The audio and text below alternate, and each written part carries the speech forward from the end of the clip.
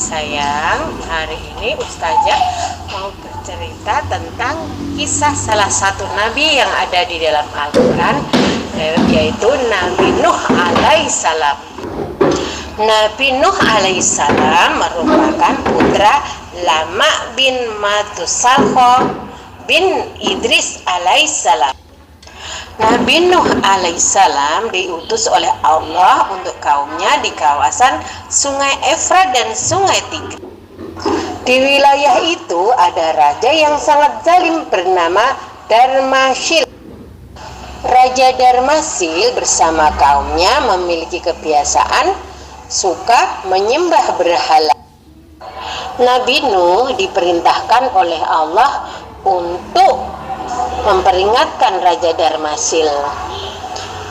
Tetapi Raja Darmasil dan kaumnya tidak mengindahkan apa yang diserukan oleh Nabi Nuh supaya menyembah Allah. Mereka terus menyembah berhala.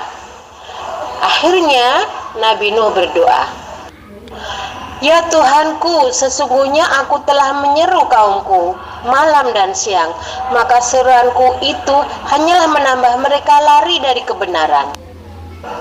Ya Tuhanku, janganlah Engkau biarkan seorang pun di antara orang-orang kafir tinggal di atas bumi.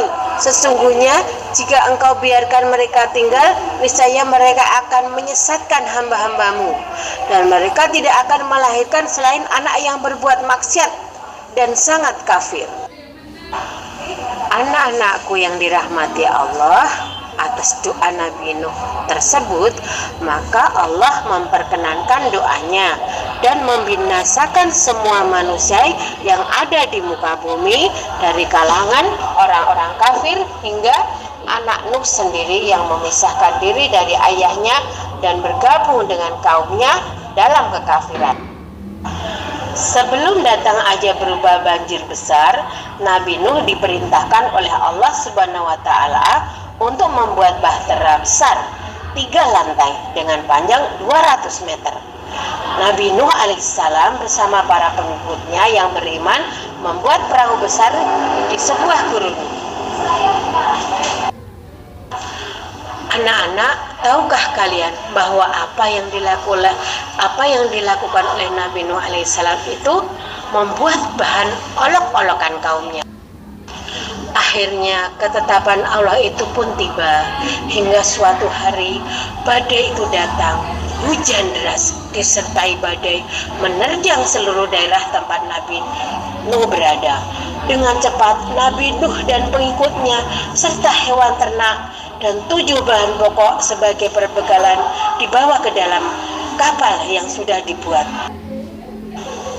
Anak-anak, tahukah kalian, Nabi Nuh menunggu anaknya yang berharap bisa naik ke kapalnya.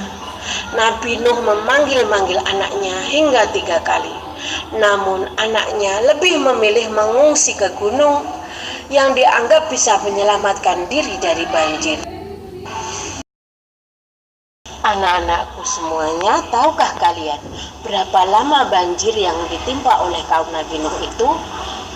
Ya, banjirnya berlaku antara 6 bulan sampai 5 bulan.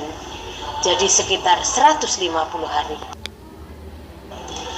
Anak-anakku sekalian, setelah hampir 6 bulan, perahu Nabi Nuh berlabuh tepat pada hari Asyura, yaitu tanggal 10 dari bulan Muharram.